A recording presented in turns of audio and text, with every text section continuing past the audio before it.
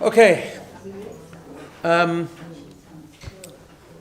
everyone to week 4 of this series on making anxiety work for us. I just want to begin, of course, I know I've done it on email and on WhatsApp, but just personally thank everyone that was there last week. It was very beautiful to have everyone together, and I hope you enjoyed it as much as I did. So thank you, and upwards and onwards. So just a quick review from last week. Last week we started off with just 2 points about, from a Tehillim perspective, where King David talks about challenges and anxiety and things, and he says, Ki ata imadi, that he turns to God and he says, you are with me. The concept, of course, being that even when we go through challenges and we believe everything is from God, but he's with us during the challenge, which doesn't provide understanding of why we're going through it, but it does give us the comfort and the strength to know that he's along the way with us. And also, we talked about this, just re-emphasize the idea that when we suffer negative thoughts or negative thinking or whatever, not to beat ourselves up. It's part of the normal design of the human being. Our job, our responsibility is to deal with it and to confront it and to engage in healing or managing or channeling, whatever the case is. But to have it, the initial thinking for most of the population, is a normal thing, and we should have self-compassion, not complacency as we explained last week, but self-compassion, and that itself reduces the stress and the anxiety. Because we talked about the two spirals, the spiral downwards. Sometimes we have a trigger for anxiety, and then we move into catastrophic thinking, and then we move into just a self-judgment and a completely negative spiral. And what we should be doing is to engage in a positive spiral. We have the trigger, we accept that it's there, it's normal, we have self-compassion, not self-complacency, and then we try to reduce the amount of anxiety with all the strategies. We talked about the importance of language, the positive language, the messages that we send ourselves. And then we discussed the next level of taking anxiety, not just to accept it, but to actually make it work for us in terms of bringing out greater strength within ourselves. And he used the idea of exposure therapy, which is confronting the problem and then channeling it, which is true with every experience, but it's certainly true with anxiety. And we gave an example, like a person needs to present in public, but is very, very anxious to do that, or wants to grow in certain ways, but finds it very difficult.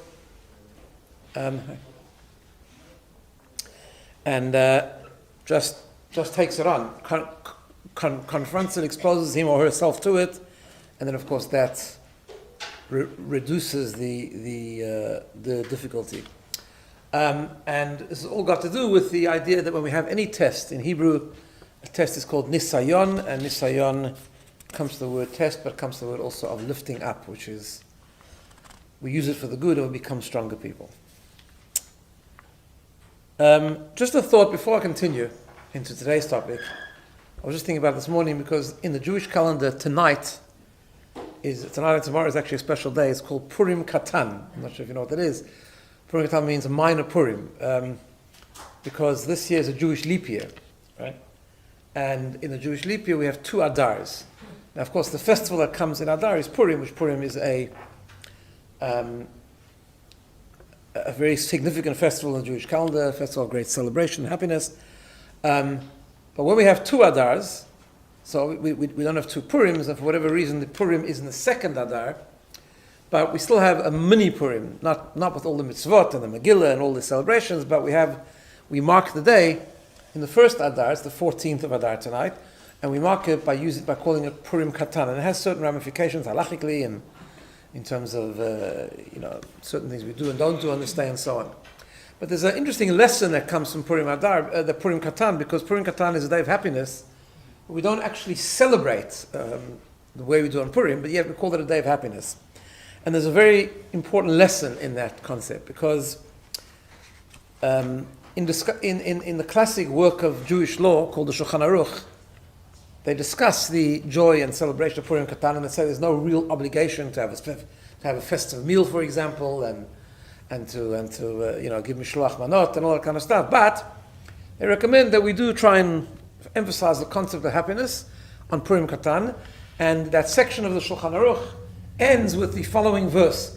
There's a verse that says, Tov leiv mishteh tamid. King Solomon wrote this, and he said, a partying heart.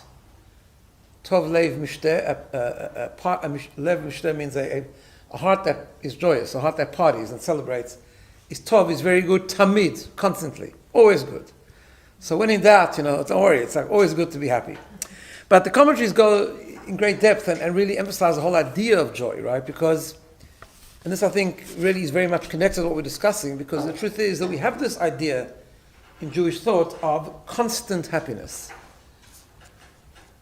And the question is, what does that mean, constant happiness? I mean, we can't do Purim every day of the year. I mean, if we did, we wouldn't be terribly functional, right? So there are times where we have emphasized happiness. There are times when we go to a wedding, we dance, we sing. Shabbat, festivals, Purim, Simchat Torah, especially days of tremendous joy, right? Where we openly, in a revealed way, demonstrate joy by singing, dancing, reflecting on why we should celebrate, and what we have to celebrate for, and so on and so forth. But that's not the only days that we're supposed to have happiness. We're supposed to be happy all the time. And the idea, and that's really a message and a reminder from Purim Katan, where we don't do anything particular, we don't dance and sing and have bands and meals and all that. But it's a reminder that happiness is not always about singing and dancing. Happiness is about a state of mind. Happiness is about inner fulfillment. It's about finding meaning and feeling fulfilled from that meaning in every experience of life. And that very much goes to what we're discussing. We're discussing this concept of when we have anxious thoughts or anxious thinking, what do we do with it? Not just about avoiding it or ignoring it, it's about also fighting it. It's about finding the meaning in it. What are we going to actually achieve with it? Like, can we use it? In every experience we have in life, we're supposed to ask that question, which goes back to what I said in the first week. We don't ask lama, we don't ask why, but we do ask lema, for what? In other words, for what am I going to use this? What is this going to be for? What am I going to use it out for? Just a thought, I thought I'd mention Purim Katan. So, talking about Purim, by the way, the actual Purim is 4 weeks from the Sunday. So this year it's on a Sunday. I think it's the 24th of March, if I'm not mistaken. Is that right? I think so. It starts on Saturday night and goes into Sunday. You've probably got this by now, listening to me over the years. For me, a very, very important of Jewish experience is the Jewish calendar. Really, really important. We shouldn't miss it. These are very special days with tremendous energy. So I want people to save the dates. So we're going to have on Sunday morning, as we do every Purim, but we're going to do it even though it's Sunday. It's going to be in Vaucluse about 10:15. We're going to have, I'll get the details out to you soon, but an hour of Purim where we're just going to quickly read the Megillah and do the Mishloach Manot, share an idea of Purim, eat some Hamantashen. So I'm urging everyone to put it in their diary and come along. We'll have some other things around Purim also, but that's the particular one, sort of a morning breakfast, let's call it. Okay. But I'll send it out the next few days, so you'll be okay. So now, in chapter 4 of the book that we're going through, that we're using this as a basis, he introduces a whole new concept. In fact, the book has 9 chapters. What he does is he divides it into 3 parts. So part 1 was the first 3 chapters, about learning how to accept our own anxiety, using it to bring out our own superhuman strength, becoming stronger. Section 2, part 2, which is the next 3 chapters, he calls it enhancing connection with others. And the chapter we're going to focus on today is called knowing others. So let's give a bit of so as he writes himself, he says in part 1, chapter 1 to 3, we focus on how anxiety can enrich our relationship with ourselves by enhancing our self-knowledge, self-compassion, and providing opportunities to transcend our perceived limits. In part 2, I will shift gears and describe how anxiety can foster greater closeness and connection with other people. It's a very fascinating thought process. So, let's give a bit of an introduction. These are simple things, we've talked about them many times, but important to refocus and re-emphasize them. So we know that the basis of human experience in a very, very big and emphasized way is relationships with other people, right? Which results in what we call human connection. Now, connection is an important word because not just about relationships with other people, it's about connecting to other people, right? having deep connections with others. Now, therefore, if that's true, the basis of relationships, and I'm borrowing a phrase from the book, is knowledge and awareness. Right? Because awareness brings empathy, and empathy is what creates real connection. Okay, we'll read that in this a bit more, and then the knowledge that we have of what we are aware of directs and guides how we manage and how we navigate the relationship, right? But we have to have awareness, in other words, and the knowledge to know what to do with that awareness. And empathy and awareness means that you read between the lines. You understand what's really going on. As I was preparing this, I just popped in my head a famous story, which I'll quickly share with you. There was a great halachic authority, or a Talmud scholar in Lithuania before the war, called Reb Chaim Brisker. Right? Well, it wasn't called Brisker Rebbe because actually it wasn't the Hasidic Rebbe, but Brisker Rov actually was called. He was the grandfather of Rabbi Soloveitchik in America. And he was a very, very kind and compassionate person, besides being an extremely great Torah scholar. And one of his tasks, of course, was to... By the way, when I say he was a very kind, passionate person, his level of chesed apparently was unbelievable. No one ever knew how many people were in his house. It was always, there was a train station. People came in and came out, people slept there, people ate there, like he was just he was an amazing person. But he was sitting in his study one day, and just before Pesach, and someone came to ask him a halachic question. And he said, Rabbi, I want to know, can one fulfill the mitzvah of the 4 cups of wine, not on wine, but on milk? Now the basis of the question is, because we have on Shabbat, just to explain the context, we have this idea that when we use wine, like for example, Kiddush on Friday night, or Havdalah, Motzei Shabbat, or we use a cup of wine by chuppah or brit, all that kind of... There's many times in Jewish practice that we praise Hashem over wine, right? And there's a concept that when we don't have wine, we can use something called Chamar Medina, the beverage of the place, an important beverage, right? The Talmud talks about it. That's why sometimes on Shabbat day, some people have a custom to make Kiddush on... Instead of making Kiddush on wine, they'll make Kiddush on beer or vodka or something, right? Because it's around that idea. So this person wanted to know, can you do the same thing with the 4 cups of wine? Does it also apply? And therefore, can he do the 4 cups on milk? Does milk qualify? So instead of answering the question, the rabbi took out quite a bit of money and gave it to him, and he said, "Yeah, but it was more than but it was more than just for wine, right?"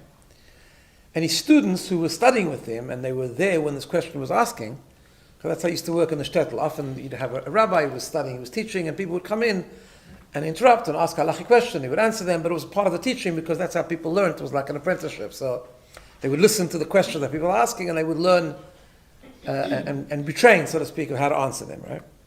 So this guy walked out. The people just turned to the rabbi. The students turned to the rabbi, and they said, like, why don't you answer the question? And also, what was this large amount of money you gave him? He said, didn't you understand what just happened here? Right? He said, very simple. He said 2 things. First of all, why do he ask if you can make 4 cups of wine on milk? Obviously, he doesn't have wine. That's number 1. But it's worse than that. He's obviously a guy that's observing the Seder, and he's a religious Jew, and he's keeping kosher. If he's asking if you can do the 4 cups of wine on milk, it means he doesn't have meat either. Right? Because he's not going to eat meat and milk in the same meal, that's for sure, right? So he has nothing for Pesach. That's what I heard. Right? That's what I heard when the question was asked.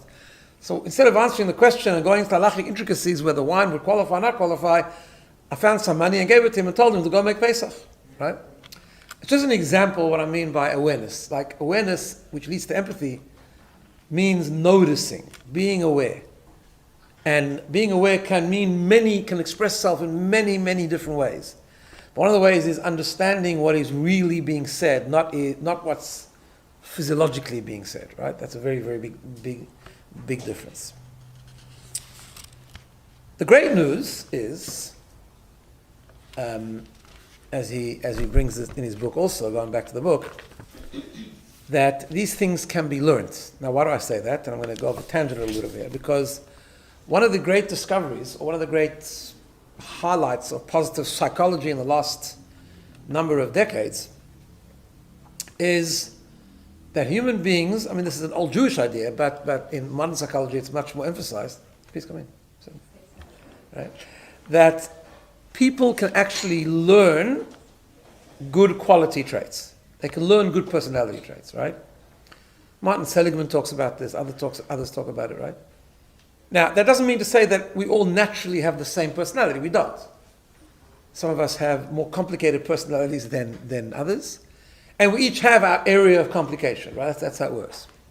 Right? And that's true. And we know that. We've talked about this before. And that personality that we do have, according to the Talmud, is affected by nature, it's affected by nurture, it's affected by both things, environment, friends, astrological signs, everything. Everything affects us, right? What hour you're born in, what day you're born on, the friends you have, the parents you have, the environment you grew up in, the DNA that you have, the natural personality, everything. It's all true.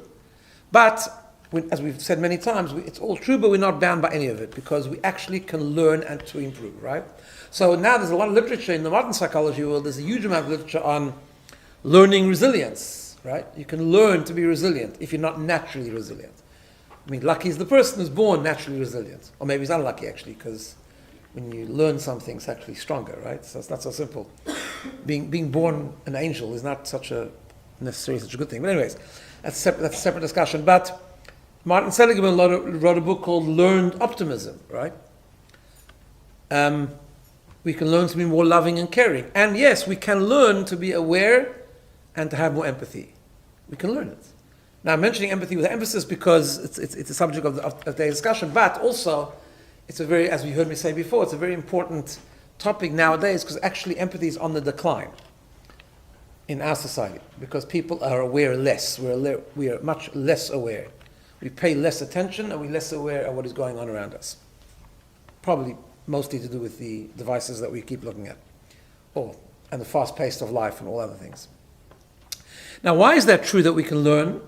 I mean, if we're naturally not resilient, or if we're naturally unkind or not empathetic, how can we learn that stuff? So the reason is, and actually I do a Tanya share once a week, and I've just been learning this idea, and I'm going to share it with you. The book of Tanya was actually written based on a few fundamental principles. One of the principles is Moach Shalit al Halev, that the brain rules the heart, or can rule the heart. It is in the natural design of every single person that the brain can guide and take control over the heart. Brain meaning intellect, heart meaning emotion or emotional responses, right? Now it happens in two stages, he explains. First of all, it can control the heart, which means I can engage in positive actions even though my heart is completely not there. So I can decide that I really want to help someone even though I'm completely not interested. But just because I know it's the right thing to do, I'm going to do it. I can force myself to do it. Now, that's one component of the brain ruling the heart. That means the brain is saying to the heart, just get out of the way and don't bother me and let me do what I need to do, right? That's one way. But eventually when we do that, and that is a good way to start, right? To know in our brain what is the right thing to do, and what is the right way to behave, and what is the right emotional response, or resulting in a practical response to the people around us and to the world around us, even though our heart is completely not there yet. But eventually what happens is that actually we make a dent in the heart, and we become a bit like that. We might never lose the struggle, but we certainly change for the better. We become a more refined person, we become a kinder person, we become a more empathetic person, right? But it's important to understand, however, how this works, right? Now, in a simple way, it means like this, right? That we've talked about this before, but I want to take it just a step deeper today. On a simple level, it works like this, that the heart is us, it's our personality, it's our emotions are the way we respond to the world around us. The greatness of our brain is that we're able to take out the ideas from outside of us and process them, right? We've talked about this before. Which means that thinking is more objective, so I can hold in my brain different ideas, and I can change the way I think. I can entertain different ideas. In other words, like my instinctive response to someone else might be, he's a terrible person, and I'm going to hate him or hurt him, whatever. But I'm able to stop and pause, like Stephen Covey talks about the pause between stimulus and response in order to let the brain think, right? And I can think and I can decide, well, maybe let me look at it from a different angle, different perspective, maybe a different objective perspective which doesn't take into account my subjectivity and my impulsivity and allows me to think a bit differently, allows me to process the idea that really I should be kinder to this person, I should help the person out, I should support the person, whatever the case is, right? And same thing with everything. We have, the heart moves really quickly, emotions are quicker than intellect, that's why that pause is so important. So I might see a very unhealthy piece of delicious food on the table, and I've just had another one, so am I impulsive? And I'm overdoing it, so my impulsive reaction is, another big piece of cake, it's not going to hurt, you know what I'm saying? I'll start next week, as we always say, next week, next month, next year, right? But I'm able, as a human being, an animal wouldn't be able to hold themselves back, because an animal is an instinctive being, an impulsive being. But a human being can stop, can pause, can think, well, maybe it's not a good idea. I know I want to do that, but maybe I shouldn't. And my brain can think about it enough, and if I think about it properly and extensively, I can actually come to the conclusion that it's worth being disciplined and not having it, right? That's how it basically works. But actually it's a bit deeper than that. And I want to share this idea with you. It's a bit deeper than that because it's okay to work like that when we're talking about the cake on the table. But when we're talking about really relationship stuff, empathy, awareness, kindness to others, empathy for others, that kind of thing. The brain can rule the heart, but the brain can also play tricks on us. Right? In other words, how do we make sure that the brain is actually going to allow the right messages in, right? I can say I'm going to pause and I'm going to think, well, maybe I should help that person. Maybe I should have more empathy for that person. But I'm stuck. And so I can use the brain to actually rationalize, no, absolutely not. The more I thought about it, the more it's absolutely not deserving. And and he was wrong, and they hurt me, and they insulted me last week, whatever the rationalization can be, right? So actually, the brain can, it's true, the brain can have an amazing effect on the heart, but actually it can be a devastating effect if we just get more stuck in our thinking than we were before. Because I think I've said this before, the greatness of the brain is its biggest weakness. The greatness of the brain is I can rationalize anything. The Talmud says, I think I've shared this with you before, the Talmud says that a person can, it's a very complex piece of Talmud dealing with laws of purity and impurity, and talks about a dead rodent, which is the source of impurity. In the times of the temple, if someone came in contact with a dead rodent, they would have to go to mikveh before they could go into the temple. Okay, we're not worried about it nowadays because it's not relevant to anything. But the Talmud has this thing that a person, it's just a saying, that a person can come up with 150 reasons why the rodent itself is pure. Not me touching the rodent, but the rodent itself is pure. And how can that be? That's ridiculous. I mean, the rodent is impure. The Torah says so. But no, the brain can come up with ideas that are irrational. The very same brain, right? So that's the expression of Talmud. So we have to make sure. How do we make sure that if it's true that the brain rules the heart, how do we make sure that it's going to be the right messages in the brain, right? So to understand this, we need to understand the following: that why do we say what's the depth of this idea that the brain rules the heart? The depth is as follows. It's not just about that our intellect can control our emotion. It's much deeper than that. So this is the idea that I said I was studying in Tanya the other day, and I want to share with you. So going back to what we touched upon last week, that we all have two souls, right? We have the godly soul and the animal soul. We've talked about that many times. So the animal soul is the one that is animalistic and it's self-preservation. That's where the ego lives and so on. The godly soul is where our values live, where our godliness lives, where our search for meaning lives, where our connection to God lives, and that's where selflessness lives, right?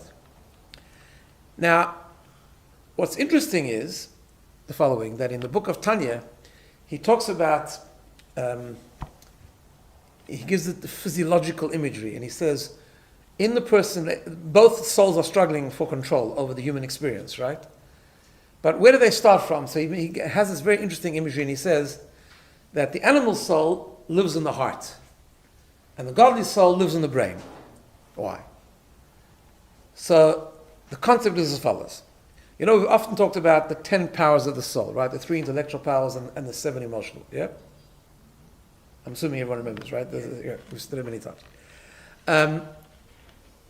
And in Kabbalah, we find that the intellect, which is made up of 3 things, but primarily 2, Chokhmah and BINA, right, are called father and mother, because they're called the parents of emotions. Why? Because Chokhmah and BINA, the power of thinking, gives birth to emotions. In other words, if I think about something strongly enough, if I reflect and contemplate on the greatness of God, for example, strongly enough, I will come to be attracted to it, right? And this is a very important fundamental concept of Judaism because, and the Rambam talks about this already, because there's a famous question. I'm just going to just tell you understand. I want to just go through this quickly. Maimonides poses the following question.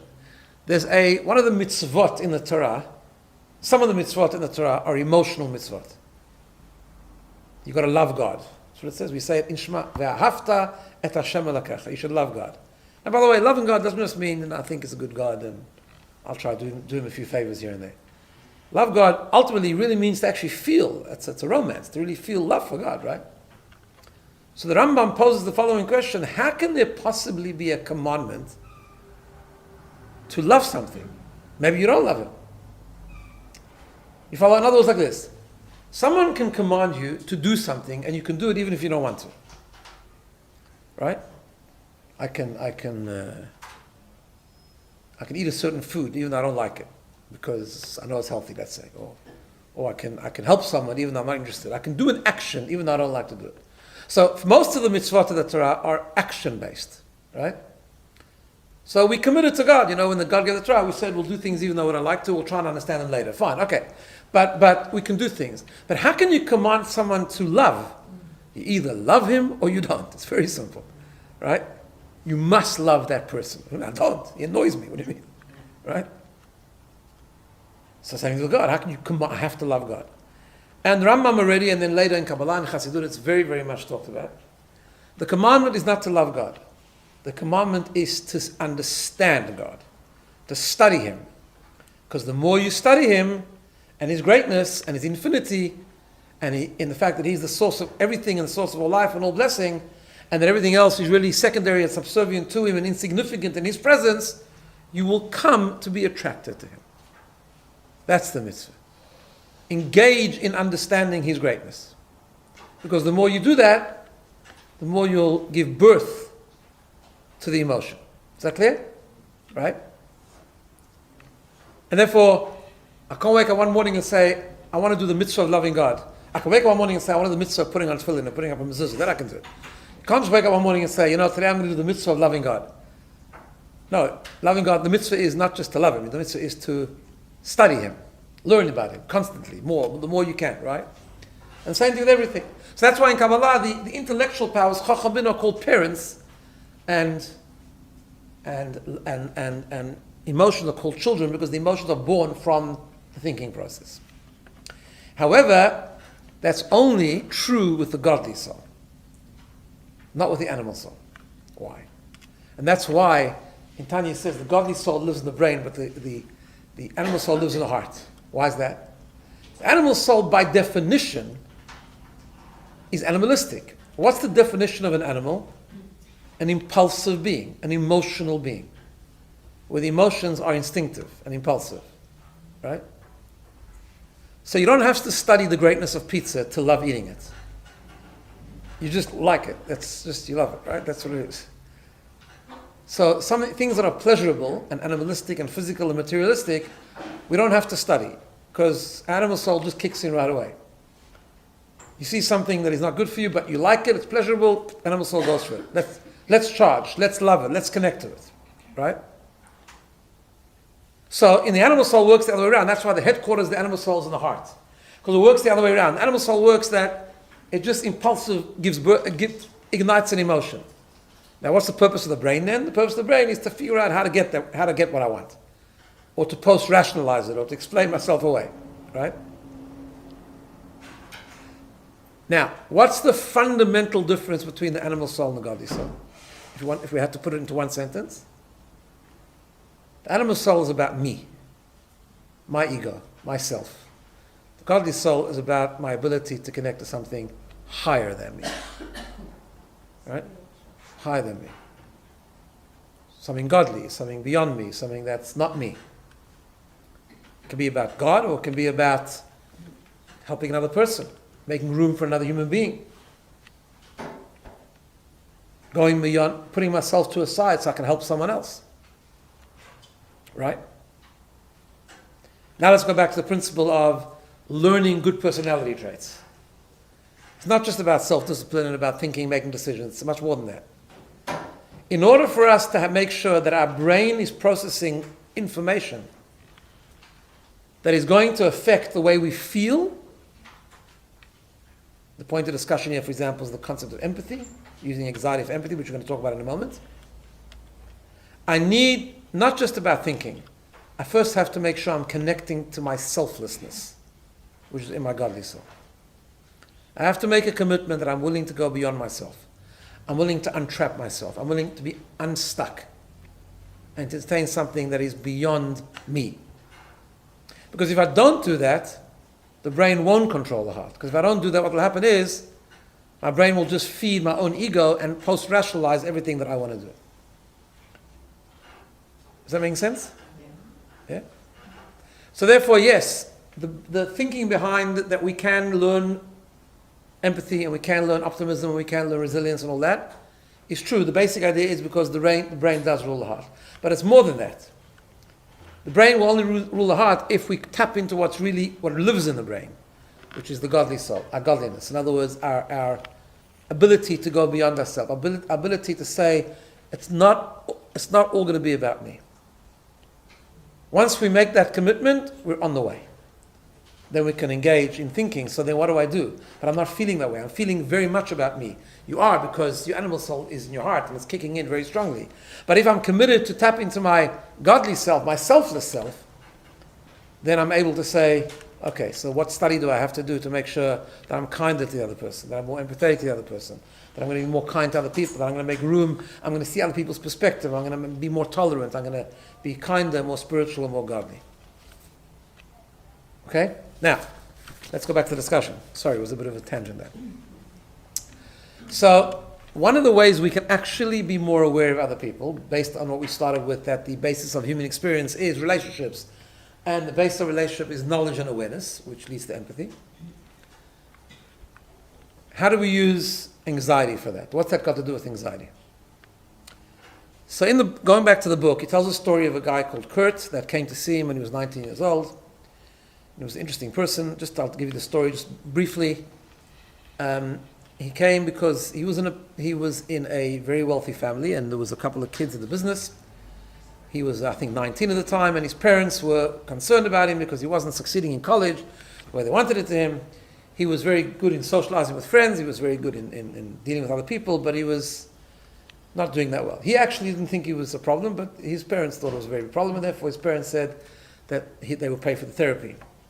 He didn't think he was such a bad way too, and he told the parents he's actually not doing so badly, he's not that anxious, he's fine, he has a lot of strong points to him, and therefore after they heard that the therapist thinks that he's doing okay, they stopped paying for the therapy. So that therapy came to an end. He says he meets him a few years later when he was in his mid-30s, and at that point he came back to therapy because he was actually being quite successful and he could pay for therapy on his own. And they went through the whole thing, what his issues were. And the issues were that really it was a family acceptance issue. They weren't really accepting him, and why weren't they accepting him? Because family was very driven, and the focus was completely on the bottom line, on the financial success. He wasn't good at playing hardball with clients and driving a hard deal, all that kind of stuff. But actually he was doing very well. He had joined the business, but in a very different way. Still not fully accepted by his family, but he actually was keeping the whole family together. He was the one keeping everyone together. He was the one making sure the relationships were intact. He was the one that actually was successful in keeping all the employees happy, because he understood the human side. He understood what they needed. It wasn't just about driving hard and all that kind of thing. And he actually had a beautiful family. He was more connected to his whole family, his extended family. He was married and he was doing very, very well. And then he says, what was his secret? And the secret was that as a child, he was an anxious child who had struggled in school, and he had been the victim of a lot of teasing and a bit of bullying and things like that, right? And what it did for him is he understood that struggle. And when he understood that struggle, he came to, now not everyone does it, we'll talk about that in a moment, he came to understand it with others. And it increased his understanding of other people and their challenges and what they might be going through. Right?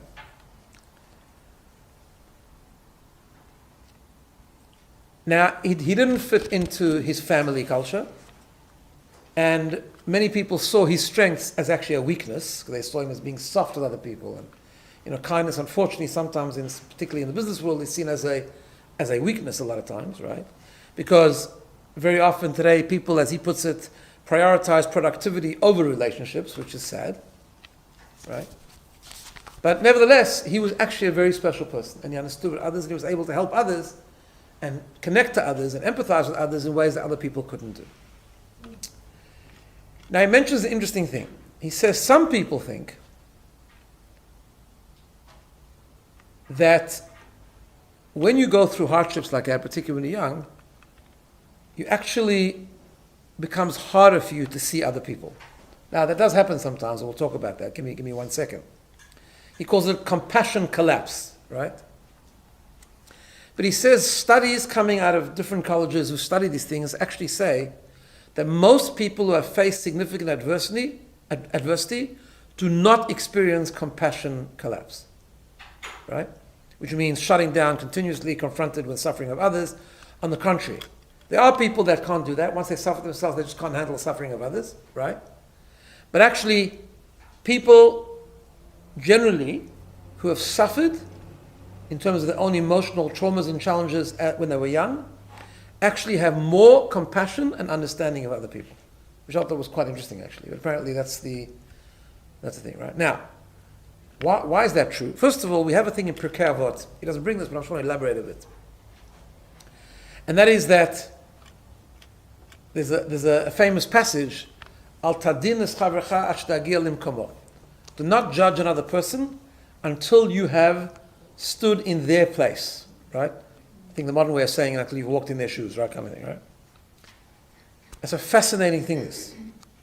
You simply, we all try, God should help that we shouldn't suffer traumas and challenges, and when we confront people that do, we try our best, if we're a growing person and try to be good people, we try our best to be understanding and compassionate and empathetic, right? That's true.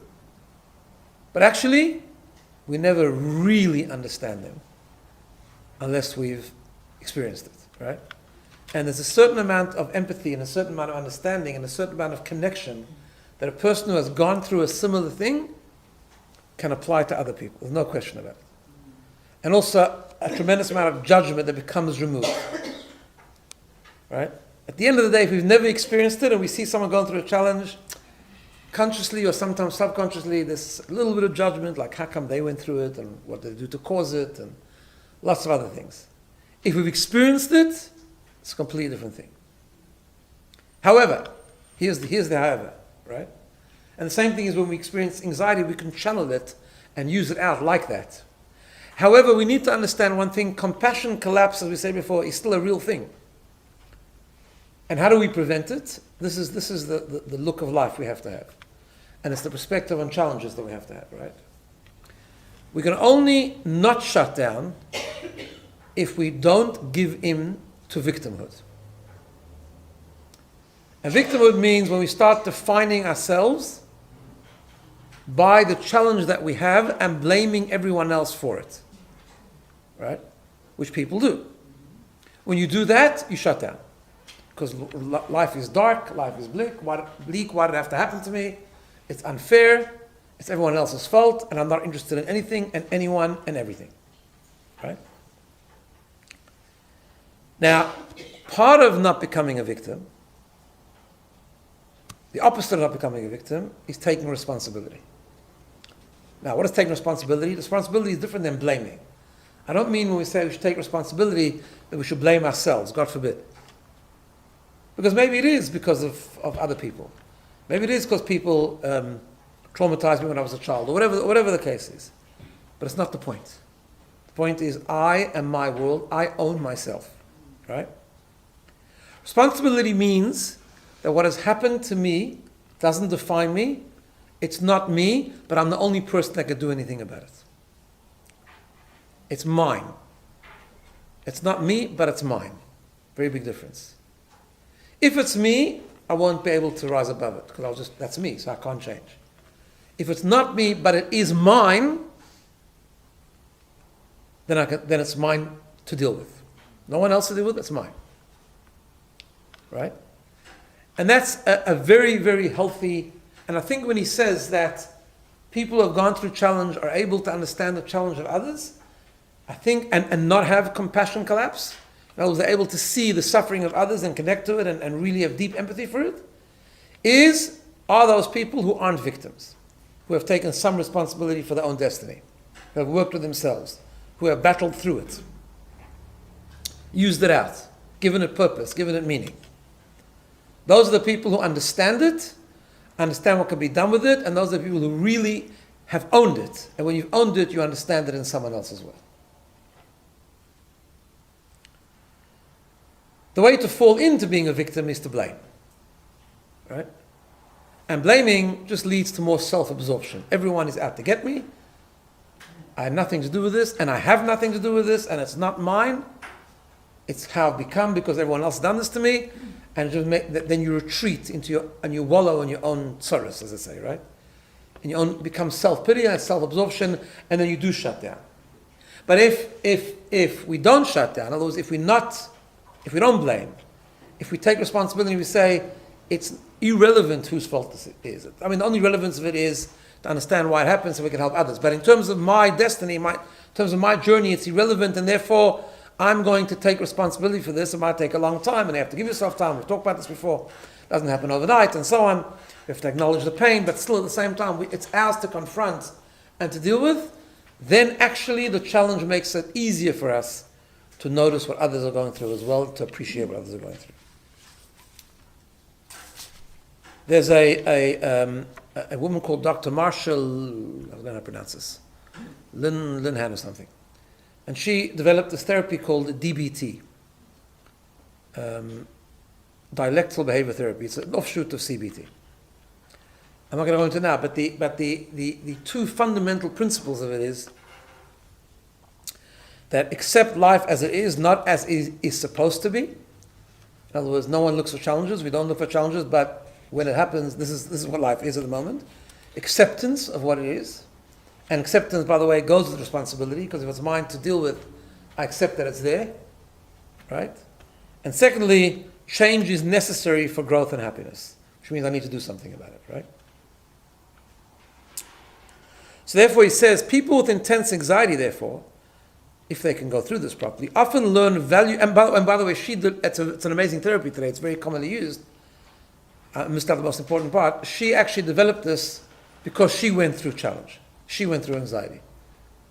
At the age of 17, she was severely suicidal. She was psychiatrically hospitalized.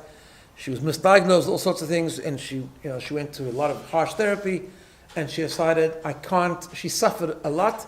She suffered a lot with her own challenges. She suffered a lot with the therapy that was given to her, and she decided, I can't let others suffer with this, like this. I'm going to do something about it. And she developed this DBT, which is helping a lot of people at the moment, right? Because people with anxiety often learn valuable interpersonal skills because of, not in spite of, the anxiety. Right? And therefore, this is the point. He says like this. People with anxiety tend to be very aware. So let's go back to the crux of what this chapter is about. Again, the idea is to use anxiety. When we start feeling anxious, to use it out for the good. Going back to the first chapters. First, we have to accept that it's there. It's not terrible. We shouldn't be scared of being anxious, because then it will become a problem. It will become a much bigger problem. So low-level anxiety, we shouldn't be scared of it. On the contrary, we should see it as a reminder, as a way to enhance our strengths. But the strengths we're talking about today is not our own strengths, it's strengths of dealing with others and understanding others and becoming more aware of others. So one of the traits, and comes to the point of what we're talking about, one of the traits of anxiety is super hyper awareness. Right? When you're anxious, you notice everything. Correct? That's what anxiety is. That car is a little bit too close to the line. Maybe they're going to crash into me, right? When they're 10 miles away from you. You become over-aware, right? You over-notice things. That's part of the anxious thinking. Over-noticing. One of the things we need to do when we feel like that is, how can I use my over-noticing for the good? First of all, when we feel like that, we should become immediately much more compassionate to those that feel the same way. We understand the pain, we understand the process. And also, we understand what it is to notice. And we become more noticing people. And that's the theory of this chapter, that actually anxiety could enhance relationships, could enhance noticing others. The only difference is you need to challenge that noticing of self to noticing of the other. Right? And he says that for one of he tells a story, which I'm not going to go into the whole thing now, but he says it became clear that some social anxiety, which by the way, social anxiety is also about noticing. What's that person thinking about me? How's that person looking at me? Are they happy that I'm here today? No, they maybe look upset. Maybe they don't like that I came today. It's all in your head, of course, but right? The person's thinking about something else, but you think, you're becoming like you're over focusing. And he worked with people that have this social anxiety, and he said it became clear that the same social anxiety that was his greatest weakness became the greatest strength when it was channeled correctly. He helped people use that over-awareness rather than notice things that have to do with themselves, but noticing what's happening in the world of others. Right? And therefore he has a whole section in that chapter called the value of people watching. Right? To learn how to give to others, to learn how to connect to others. And he tells a fascinating story. He says, we know, and he learned this, he's actually an Orthodox Jewish guy that wrote the book, but it's not a Jewish book, but he gives a hint to this over here, and he says, years ago I learned from my religious mentors a surprising and simple concept, that you can reduce your anxiety by getting outside of yourself, noticing the needs of others, and then responding to them. So he had a whole experiment. He does some very creative things, this guy. So he said he did this, and he took a dozen patients who had intense anxiety, and they were going to do some group exercises. So what he did was, he took them, he said, I asked about a dozen of my patients with especially intense anxiety together in my New York office, where I explained my plan. This is the therapy that he gave. Listen to this. We're going to go outside with no other objective than just observing people in the streets of Manhattan. We would people watch. Right? So like, notice a person who's homeless, notice a person who doesn't look happy, notice, right? And just describe it. That was the first part of the experiment. I'm not going to go through the whole thing. And he brought them back. He reassembled in the office, and there was like an excitement. Everyone shared what they noticed. Now you have to understand, these were very aware people. Why? This was 12 people who were very anxious. Super aware. Right? A group of super aware people. But they were the instruction was, as part of the therapy, to become aware of everyone else now. Right? And they noticed amazing things. They just observed, people watched. And they noticed all these things about the people. Then he took them out, and they were very excited about it. They were like feeling very exhilarated. Anyway, the following week, he took it up a notch. He said, besides observing people, I asked my patients to interact with them by providing for their perceived needs in any way they felt drawn to do. So you go out, you notice someone that doesn't look so happy, you go, yeah, how's your day going? Or buy a sandwich with someone who looks very destitute, or whatever, all the things, right? So they had to do something about the things that they'd noticed. Now, they were very good at noticing, right? So they noticed all these things, and then they did something about it. So they went out of themselves. And a couple of exercises like this, the anxiety became completely, it healed. It was an amazing process.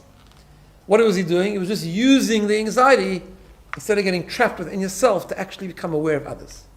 To understand others, aware of others, notice others. And by noticing them, they were able to actually become happy and calmer and feel a sense of purpose. What they did was, they took their own anxiety and gave it meaning and purpose. Going back to the first session, instead of asking lama and being overwhelmed and blaming others, they asked the question, lama, what am I going to use it for? And they not only used it for their own strength, they used it to actually connect to others. And going back to this concept again, there's nothing like connection to other people. We now know in a lot of scientific research about the attachment theory, about even little infants, how important it is. There used to be a time where parents, he talks about this in Not so long ago, where even toddlers or infants would come to a doctor, and the doctor would kick the parent out and give them medicine and deal with them without the parents. And now they know that's a terrible thing to do. Right from birth, we know that how important it is for there to be connection between mother and child, for people, but just generally, connection attachment theory is such a fundamental part of living. And his theory is we can actually learn to become more aware. And aware means, and I'll just go through this, he has a list here about, because this is something, you don't have to wait till we're anxious for this. We can all do this, right? We can all learn to become aware. We can all learn to people watch. We can all learn to notice. And it's about noticing people's physical sensations, right? Like, what gives people pain? What gives people pleasure? Like, how do they react to things physically? Sometimes you could do something for others, but like, it's not what they want, and it actually gives them pain rather than pleasure, right? Notice how other people behave and how they react to different stimuli and things like that. Aware of people's emotions, like what triggers someone. Aware of people's mixed, challenge of emotions, like many emotions together, right? Like some people have a range of emotions. They can be happy and sometimes people are very, they can be like. Have you ever seen people that are very anxious but very excited at the same time? Right? But you have to notice that. Like sometimes people can appear to be very excited about something, and actually they're overexcited because they're super nervous. And that's just their way of expressing it. Now, there are many people like that. Like they'll, come here, yes, let's get this done. And they're like, well, what happened to you today? You seem very excited about this. Actually, they're not very excited. They're actually, sorry? Anxious energy. Anxious energy, correct. Yeah, very good, very good. Exactly what it is, right? But it takes practice to notice that. Right? Like, you might react to the person, you see them so excited, you might say, oh, that's fantastic, you're so enthusiastic, and give them something that's hard for them to handle, and you make them more anxious, right? Sometimes you've got to notice. Why? Like, noticing people. Now, as we've often talked about, this concept of noticing people takes practice. And I think it's something we all can take away, whether we're anxious or not, but especially if we're feeling anxious, we for sure should use it out. But even if we're not, as I said, there's studies, and we've talked about this many times, that empathy is on the decline because we don't notice people enough. And we have to dedicate time in our lives just to have the people in our lives and start noticing them, being aware, watching them. It means getting off the phone, not being distracted, and just talking to people, making eye contact, having people around you, making a conscious effort to actually notice people. The point he makes is that in our anxious moments, and we all have them sometimes, actually it's a time really not to feel sorry for ourselves, a time to take the reminder and say, wow, right now I'm feeling anxious, which means I'm actually more aware. Maybe I can use this time out to watch others and become more aware of others' feelings, others' emotions, and others' needs. Next week we're going to actually talk a little bit more about how we use anxiety for enhanced relationships. But that's it for this week. Have a wonderful week.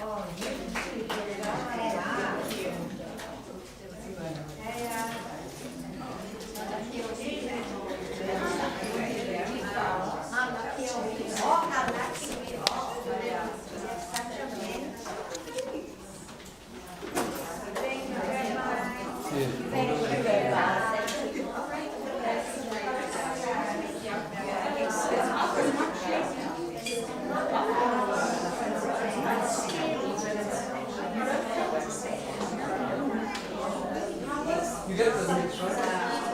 You get the mix.